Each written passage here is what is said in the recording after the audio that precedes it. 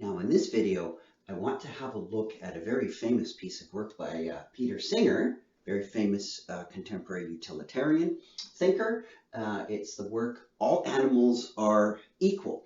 Now, Peter Singer's a controversial guy and all that. I don't think he is really saying anything that terribly controversial, and he seems less controversial over time. But when he first wrote these things, when he was writing about animal rights, and not so much animal rights, but the protection of animals and prevention of cruelty to them, it was much more controversial. I think a lot of the things that Singer was writing about in the 70s and the 80s are pretty much mainstream in a lot of ways now, with some exceptions. It's always difficult to say exactly what's mainstream. Anyways, one of the things that I just wanted to point out, and this All Animals Are Equal is a first chapter in this book, Animal Liberation. It's come out, it came out, in the 70s and has been updated a little bit. But basically, I just wanted to relate the little anecdote that Singer himself in the preface offers when some people had learned that he was writing a book about animals. And he and his wife were invited to go for tea. And this lady says, she's pouring the tea and saying, "Oh, you're writing about animals." And the interpretation of what he was doing, that he was writing about pets. And he mentions that he said to this lady, "Well, I'm interested in animals, but I don't have any pets." And he even says, he says about his wife and himself, "Neither of us had ever been inordinately fond of dogs, cats, or horses in the way that many people are. We didn't, quote, love, unquote, animals. We simply wanted them treated as the independent sentient creatures that they are, not as means to human ends, as the pig whose flesh was now in our hostess's sandwiches had been treated." So it's not looking at animals in the sense of the way people look at them as pets, things to own. That is still within that context of seeing them as means to ends, but rather looking at animals the way one would look at other human communities. And that's why he draws that analogy, and we'll talk a little bit about that later in the video, about avoiding speciesism, that, there's different kinds of isms, right? There's sexism, racism, and where a privileged group sets itself up such that it looks down or diminishes the interests of another group, right? And so when we talk about now human beings diminishing the interests or disregarding the interests of another group, namely non-human animals, that's speciesism. So we make our species, our interests paramount in all cases. So that's what he's aiming at, is to get rid of that kind of thinking. So as he says very clearly, I'm not writing about pets, right? Okay, so it's really from an issue of rights and based perspective. But I got to be careful a little bit with the rights stuff, because he's really picking up. That is, Singer's really picking up on Jeremy Bentham when he says, "Look, let's, rights and talk like that, forget about that stuff. That's quote unquote nonsense on stilts to talk about intrinsic rights or whatever. Let's just worry about those creatures that can suffer. If something can suffer, then we're going to talk about its interests, and we're going to look at all interests of all things quite seriously." And Bentham largely meant that with respect to human beings, right? We suffer, we have hopes and dreams, and we suffer when those are not fulfilled. And we also have other kinds of interests, like bodily interests. Just you need food and water, and you suffer when those interests are unfulfilled or neglected or degraded. So that's the whole thing that he's after here. He says, look, but let's start off with a fundamental principle of equality. So I'm diving into this work here. And so he says, look, we're not, the principle of equality is POE, is not that you treat everything identically, right?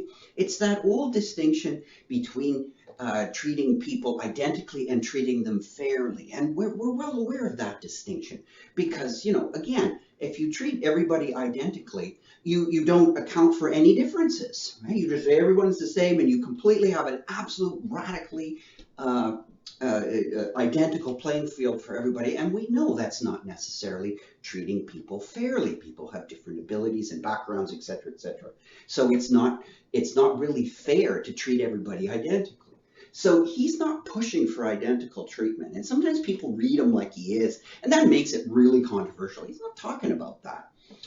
He's talking really about, can things suffer if they do? Do they have interests if they can suffer? Yes.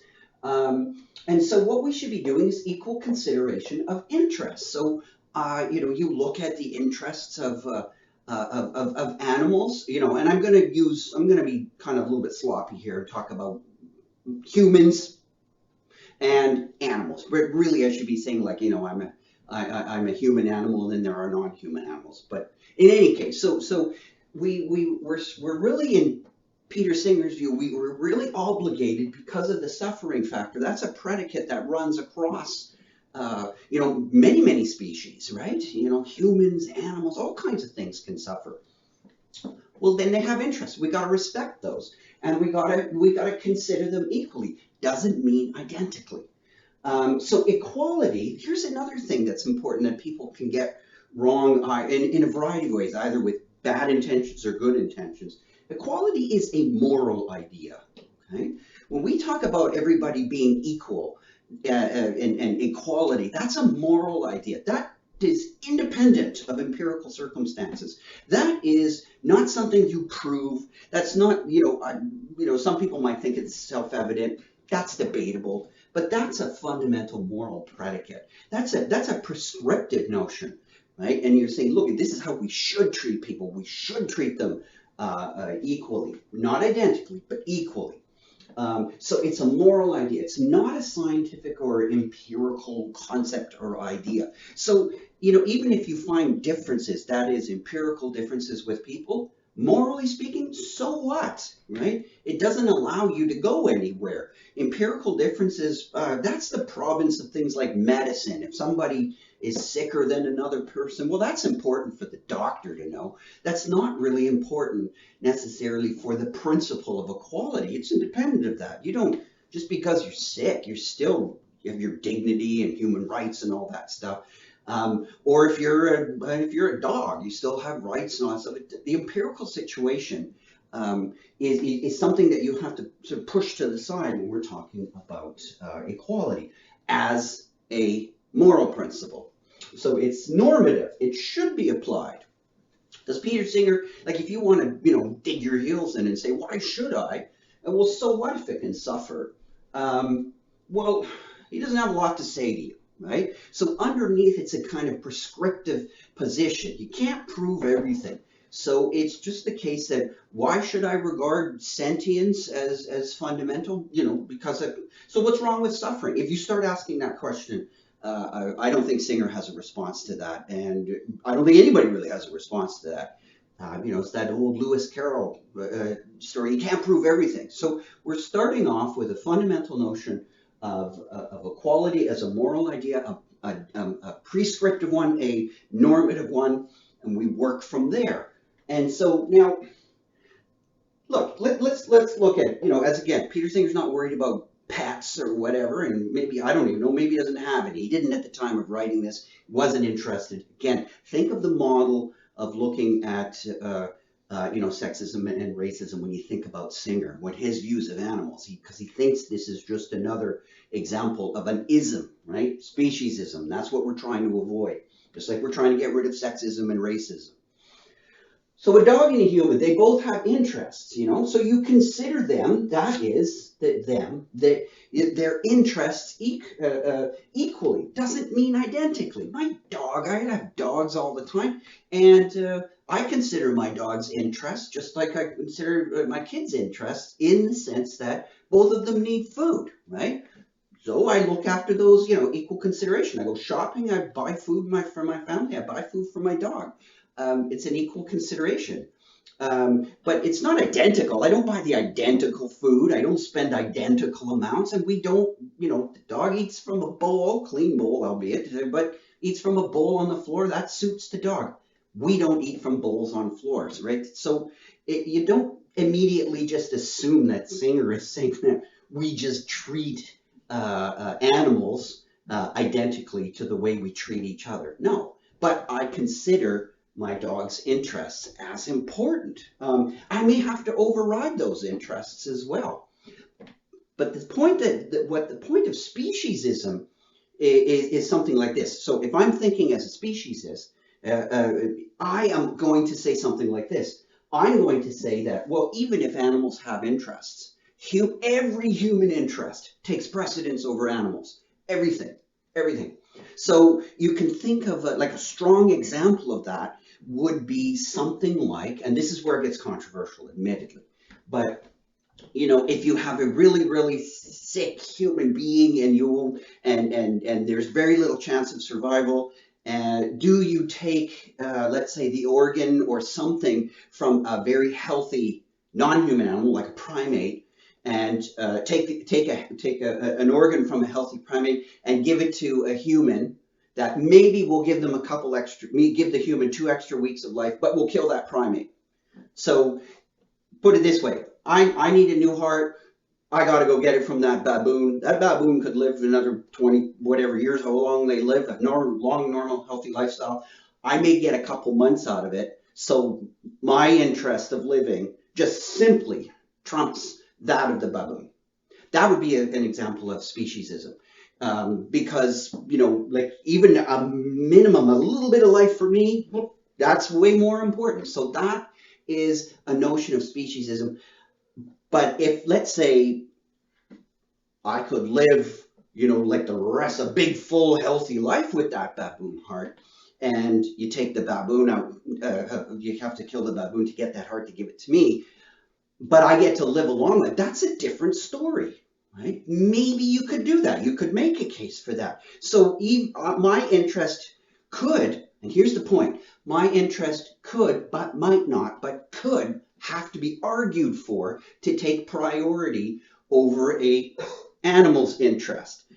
Speciesism says that no matter what my interest is, it always takes priority. So don't go the opposite then. Say, well, if you're a Singerian type utilitarian, that human interests, okay, this is clearly wrong, that human interests never take priority over animals. He never says anything like that, right? So it's not like you just get to, we're going to kill humans to save animals. He doesn't talk like that in a general sense. And also that, it's really a moral toss-up between killing a normal, completely healthy human and a mouse, that you really would just flip a coin. Singer doesn't say that either, right? He's not talking about that kind of stuff.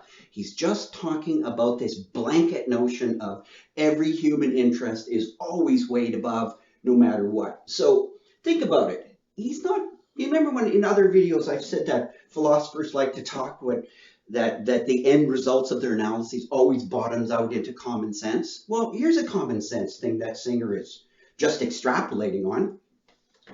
Those of you that have pets, you often will put a minor an interest of yours, you'll degrade it in favor of your pet. How many people are out walking dogs at 6 in the morning because the dog has to go out, the dog has an interest in that, it needs it for its walk, to go to the washroom, its mental health. How many people walking dogs at 6:30 on a rainy, wintry, blustery morning? It's in their interest to be out there. No, you often subordinate your own interests. Sometimes when I don't feel like walking my dog, I do it anyways because I know it's in the dog's interest. But at that time, maybe my ankle hurts and it would be better for me to sit at home, but I subordinate my own interest. That doesn't make me any kind of a saint. That's pretty typical human behavior. So the idea of equal consideration of interests is by no means saying that you put all the interests exactly the same and you just flip coins over them. No. He's just saying that it's not self-evident that every human interest takes precedent over every non-human animal interest. Okay? So once you see it from that angle, I think Singer is way less controversial than people make him out to be. Yes, he gets more controversial when we're talking about issues around the beginning of human life, and maybe anencephalic babies or whatever. These kinds of terribly sad situations about what do you do in those situations. Yeah, that's where it can get pretty controversial. But hey, origins of sick babies and things like that, that's controversial territory by definition. You know, Singer is not unique in being controversial there. It's pretty controversial almost no matter what you say, because that's a very charged area. But overall, just simply applying a principle of equality is not terribly radical. And I think as we go on, you know, many people today, you know, in my experience of teaching, talking about animal rights and, you know, like, you know, that's way less controversial than it was certainly 20 years ago, and certainly way less controversial in the 70s when Singer was pushing this stuff.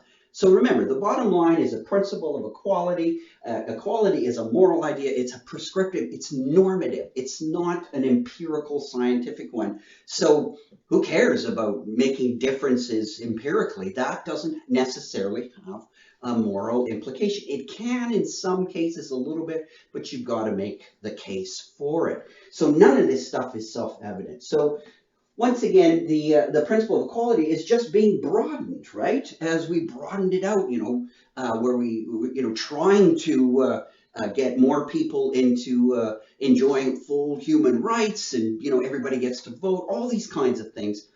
Singer just thinks that he's just in line with all of that. He's not saying anything radically new. So don't be sexist, don't be racist, and don't be speciesist. It's all on a continuum.